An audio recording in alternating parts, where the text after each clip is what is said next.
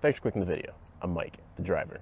Today we're going to take a look at my 2009 Mini Cooper S that I use for track days, eventually autocrosses, and just on the weekends when I don't have the kids with me. All right, let's take a look.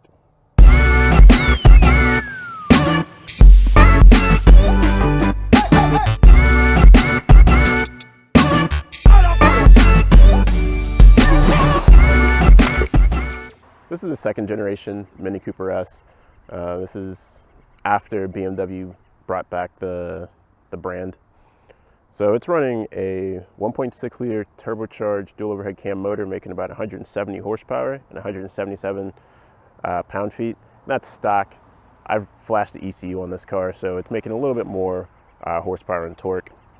For me, the butt dyno tells me that really we just kind of filled in that area under the curve and it's making more power in the mid-range.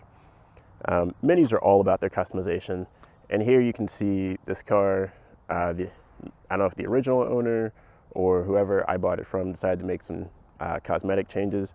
I noticed that it's got lots of chrome trim on it, but it's got like a chrome and black motif going on here. So all the chrome around the lights, around the window frame. Initially when I got the car, I wasn't too excited about that. But it's kind of grown on me as I've had it. And here you can see a little bit more customization. I did this myself. This area right in front of your side marker is, you can change it. So I went to the Mini dealership and they had what they call the blackjack, which is like a silver and black Union Jack. And it goes well with the black and chrome look on the car. Also, the hood scoop is aftermarket, and the antenna is mini spec antenna. It's a shorty, it looks like it's carbon fiber and bronze or something like that. The wheels, it's one version of this wheel package. This also comes in silver, painted silver. This one's painted black, obviously. And this is an actual two-piece wheel. So you've got these little bolts that go all the way around, and whenever you need to service the wheel, because sometimes the finish on the silver portion of it peels off, and they'll just take apart the wheel, take this part, refinish it, and put it back together. Thought that was pretty cool. Interesting for me anyway. Your valve stem just blends right in. There's been several times where I went to go fill the air in the tire and I was like, wait, where's the valve stem? Because you just don't see it right away. It blends right in with the bolts, and that's pretty cool for me. So as we come around to the back of the car, again, it's a typical hatchback. There's nothing crazy or unique here. I like the integrated spoiler. I don't know if that actually adds any downforce or not, but it's a nice, cool feature. It makes it look a little sportier. You've got this dual exhaust, which I do like, or dual tipped exhaust anyway, that comes straight out the middle. That's a cool little sporty look I'm a big fan of. One mod that I intend to do on the car, we'll see if I get around to it, because I have to change out this whole bumper to do it. But I'd like to get the Mini GP rear bumper and diffuser. The GP is like the top spec of each generation of Mini. So you've had a GP for your Gen 1, your Gen 2, your Gen 3 as well. But what it does is there are these covers that will cover up the bottom of the car from the front all the way to the back, just making it a smooth surface. And you get these big diffusers right here in the back.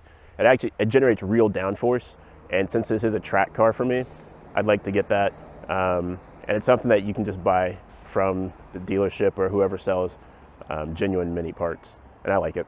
So the Mini's not a very spacious car. Obviously it's a Mini, but you do have some space back here in the back to store your packages or boxes or whatever you need.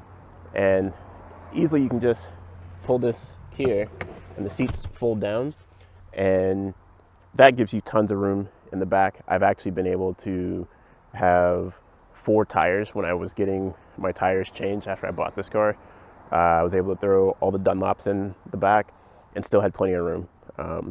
So it's a little deceiving. With the seats up, you're not going to have much space. But with the seats down, you've got tons of storage space.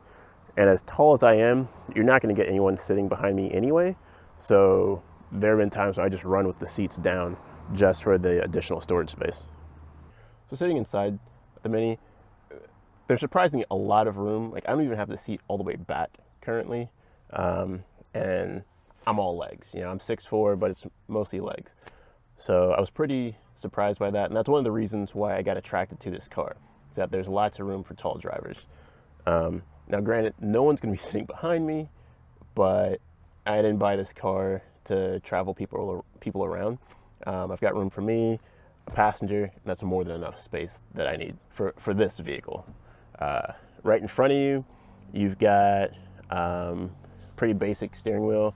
This car has a Bluetooth option, so for some reason, I've got all my phone calls on here, but I can't actually connect my my phone from music, which is a little strange, but whatever. BMW's quirky. They just want you to buy their adapter, or wanted you to buy their adapter to connect your iPhone at the time. This is an 11-year-old car, so we're dealing with 11-year-old quirks. And beyond the steering wheel, you've got your tachometer, which is pretty nice. It's right where you want to be looking, and everything's pretty well displayed. You can see that you start approaching red line about like 6,500 RPMs. And you've got some idiot lights that are in there, and then you've got two LCD screens within there. The first LCD screen shows you it can show you your temperature, your speed. When you activate sport mode, it shows up and says you're in sport mode. And then below that, you've got stuff like your trip odometer and odometer and things like that. Off to the side, you've got your speedometer and your display for your infotainment, or there's really no infotainment. It's just your entertainment, so your radio, or if you're on a phone call, or if you have a CD or something, that's displayed here as well. And that is your typical, for the time, BMW, just red and black LCD. It's pretty basic, even for the time. And then you've got the rest of your idiot lights there. Your fuel gauge is there as well. I actually don't like this. I never look here for anything. I mean, aside from the fuel gauge, which is not something that I'm looking at all the time anyway. But as far as the speed is concerned, I don't look here, and it feels weird to have to look over to the side to figure that out, how fast you're going. So thankfully, someone at BMW decided, you know what, we should make one of these LCD screens show you the speed. So I've got it configured now, so within the tach, it'll display what speed I'm going, and that's all I ever use it for. And we've got all our switchgear up here and down here as well. This car has the automatic climate control, and so you've got again a black and red LCD screen down here, and you've got your buttons to set that up. It's fairly intuitive. You know kind of what you're working with. You've got your fan speed on one side, and then you've got your temperature, hot for up, colder to go down. What I think is kind of cool is that the way it's shaped makes out the Mini logo, so that's pretty cool. And then you've got your window switches down here to lock the door, and then your fog lamps are also down here. I don't, I've never driven or been in an original Mini, so I'm guessing that the toggle switches is where this comes from, but it looks kind of aircraft style a bit to me, and I don't really have a problem with that. It's just kind of weird for a car, in my opinion. Up top, this car has the panoramic sunroof, so you've got your switch here to activate your sunroof. You can put it into vent mode, or hold it and it'll go full open. You also have a switch here for mood lighting, I guess, interior LEDs. There's some LED lights in strategic places around the car, and then you've got two up here that shine down, and in the door handles as well. I've never really noticed it. I can't even tell you actually what color they are. It's just not something that I've ever been interested in or played with. the glove box is interesting. You have your normal glove box, you know, right here, plenty of space there, but right above it, you've got this hidden glove box where I tend to put some more valuable things, maybe sunglasses, or if I'm going to the gym, I'll put my wallet in there. So I think that's actually quite clever.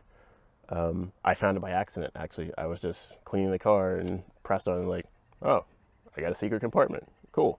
I don't know if these are sport seats or these are typical seats. I never really looked at it. But, you know, they're well bolstered. Like, when I first saw it, I didn't think that they were going to be that bolstered, and was considering, you know, going to go find an aftermarket set to put in the car. But you have proper bolstering in these seats. And aside from maybe I would like a bit more shoulder bolstering, because there is none, I think it's really good, especially, you know, on the street, definitely more than you need. And on the track, it surprisingly held me in place pretty well. Now, as I get more into the track driving and do more modifications to the car, I probably will change out the seats for something that has a bit more shoulder bolstering, because I do feel that's something that I'm going to want going further. Additionally, there's not a lot of storage space in the car. There are storage compartments, but they aren't very big. Again, it's a Mini, so there's just not a lot. But we've got 3 cup holders. You have 2 up front. They have these little kind of fingers on them. Maybe fingers is a bit much. These little flaps on there that help grip your cup, and make sure it doesn't move. I think those are pretty good. Unfortunately, you've got one kind of where your elbow goes. There's no center armrest here. They just give you a cup holder. I don't know if the armrest was additional. I know BMW likes to make everything an option, but this car just has a cup holder back there. That does not have the little flaps on it, so I tend to not put anything there. Or maybe I'll put, if I have like an oversized coffee mug, I'll put it there. But it's a little useless in my opinion. Surprisingly though, when I have put things in that spot, I don't hit it with my elbow when I'm shifting. So that's really good. All right, so behind the wheel of the Mini, the steering is really precise, pretty sharp. Pretty much wherever you point the car, it's gonna go without complaining.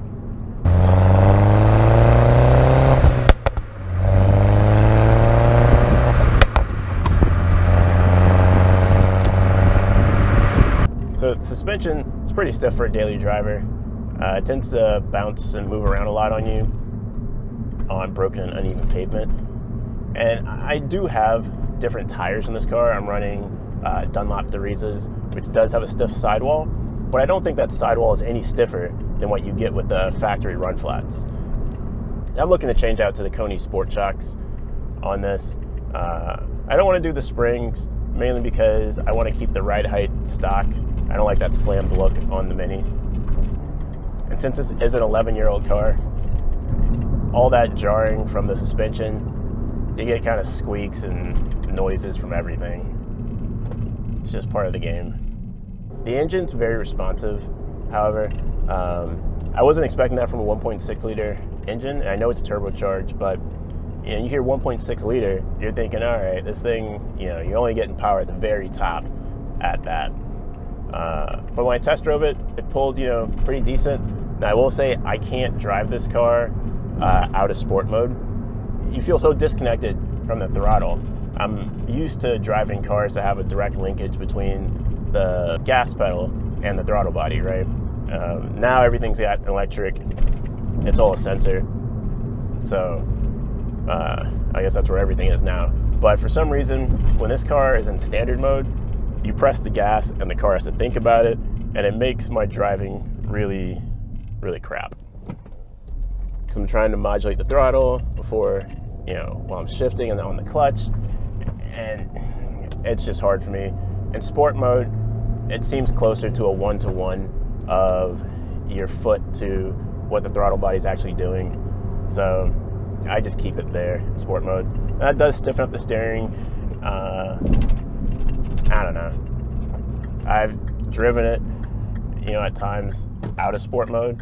Like when I get into my neighborhood, sometimes I do that because this car has a tune on it. and that results in a lot of popping from the exhaust when you let off the throttle and there's load on the engine. So I don't think the steering is overly heavy or overly light in either mode. So it's just preference. My main thing is just that I like driving the car in sport for the throttle response. The transmission's buttery smooth. This is a 6-speed GetTrag unit, and I assume that all BMWs with the manual transmission have the same experience. I've never driven a manual BMW, so I don't know, but it's pretty smooth. It's not notchy at all. My Mazda Speed 3, well, I love that car. The steering wheel, the shifter was very notchy. So this is a welcome surprise when I got this vehicle. And out on track, you just shift through the gears, no issue whatsoever. All right, so the R56 Mini Cooper S is a very fun car. If you're looking for something to take to the track or autocross, you can't go wrong. Prices on these cars are in a very good spot. You know, you probably end up with one for under $5,000 at this point. I would say any example you buy, you want to pay good attention to the maintenance history. So whoever you buy the car from, try to see if they kept receipts or documents from when they had the car maintained, or, take it to the dealership and have them do a new car inspection or used car inspection on it. And they'll tell you, what they can see anyway, and they can tell you what recalls weren't performed or what mandatory maintenance, doesn't show up in their system. Because, like I said, the engine in this car is very susceptible to failing if you don't maintain it properly. So, other than that, I'm having fun with the car. I like it a lot. I'm going to continue to modify the car. Hopefully, I will get the rear bumper and diffuser like I want. I'm going to change out the suspension. Eventually, I'm going to get new wheels. The wheels I have on here are attractive, but I don't think they're, the best for track duty. I might try to get some, I don't know, I have some OZ Ultra Legeras for my old car. I'll see if those fit on this car. If they do, awesome. If not, I may just get some in a size appropriate for this vehicle. But yeah, anyway, I hope you guys liked the video. It's a little something different, given the social distancing, trying to just use what I have at the moment. If you guys like the video, like and subscribe, leave a comment, please. If you would like to see future videos of me modifying this car, let me know below. All right, thanks.